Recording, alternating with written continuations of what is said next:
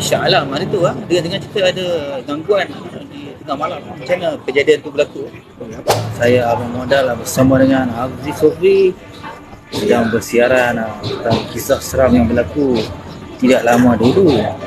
Sekarang kita akan bertanyakan peristiwa tersebut adakah masih menghantuinya sampai hari ini. Okay, kita bersama dengan Hafiz Sofri menceritakan pengalaman seramnya sewaktu syuting di Shah Alam. Apa khabar? Ya, kabar baik. Sebelum itu, izinkan gue perkenalkan diri gue dahulu kepada kalian baru saja menonton gue. Kalian yang baru saja menonton gue. Pengalaman hari tu macam mana boleh terlibat? Gue Kan besar dah.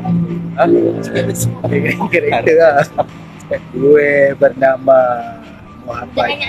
Jika nama gue mengikutkan pengenalan Muhammad Hafzi Ibni Abdul Rashid, juga dikenali sebagai Lieutenant, dikenali juga sebagai pelakon ekstra nombor 1 Nusantara. Nombor 1 ya. Nombor 2-nya saya. Ini nombor 1. Jangan kalian tidak tahu, aku nomor 1 di Nusantara. Jadi aku ingin berkongsi kisah aku dengan kalian semua pada malam hari Jumaat yang penuh keliling. Boleh cerita boleh pengalaman yang terjadi pada malam itu. Tapi sebelum gue menceritain kepada kalian semua,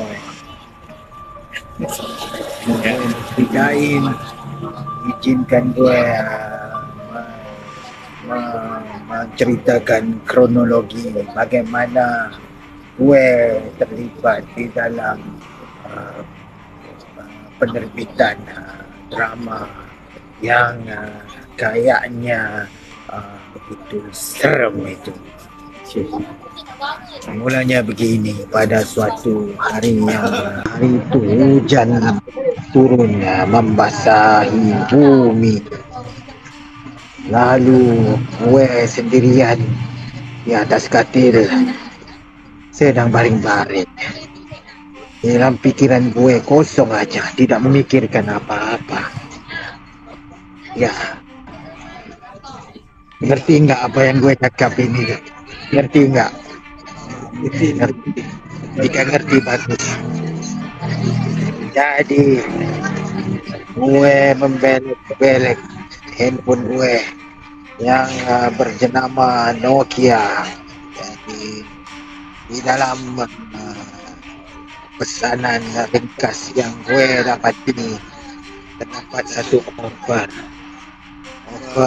untuk menawarkan gue untuk melakonkan satu wadah di dalam sebuah filem terulung arahan sutradara Syamsul Yusuf, anaknya kepada Datuk Yusuf Haslan. Nama filem itu jika gue tidak salah tajuknya seperti ada kilau-kilau ujungnya. Kilau gue tidak pasti film apa, tapi di dalam filem itu membutuhkan kita untuk bisa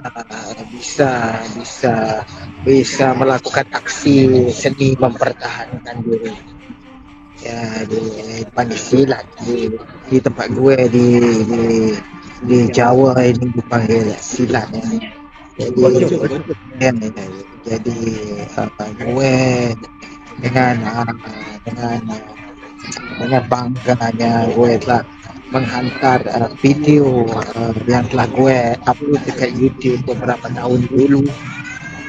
Gambar gue sedang bersilat di kampung gue, dan juga beberapa keping komkat gue yang memakai pakaian seolah-olah seorang kayak ahli silat ya, kayak pelakon pelakon, bukan ahli silat lagi. Jadi justru itu gue terus ditawarin watak sebagai salah seorang pesilat di dalam filem itu.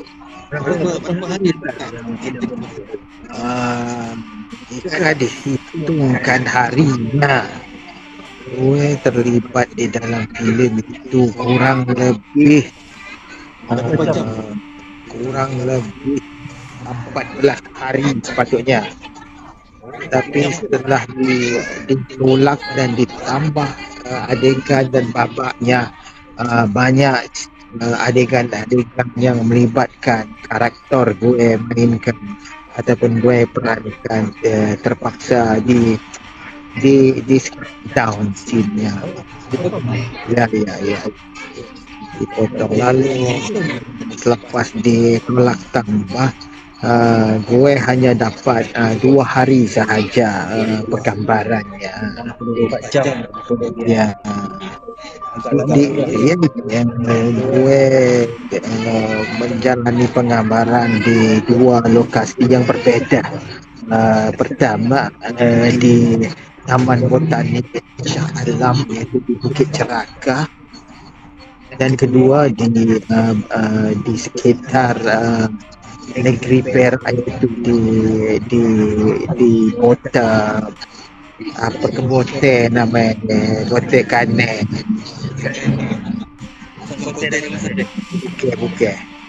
Jadi pada hari kedua gue terlibat dalam penggambaran filem kependekaran itu. Gue telah diganggu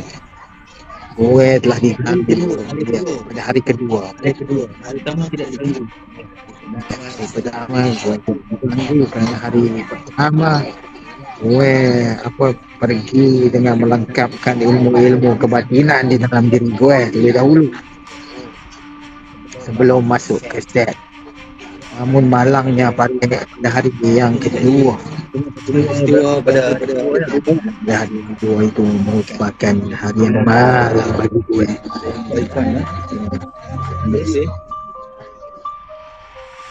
Jadi apa yang berlaku malam kedua?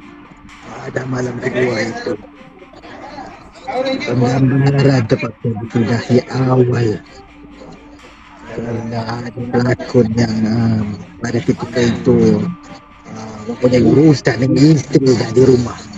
Saya rasa itu mesti tak amin. Iya, yang sibuk itu isteri makin pulang kerana keperluan kebutuhan rumah tangga di malam Jumaat.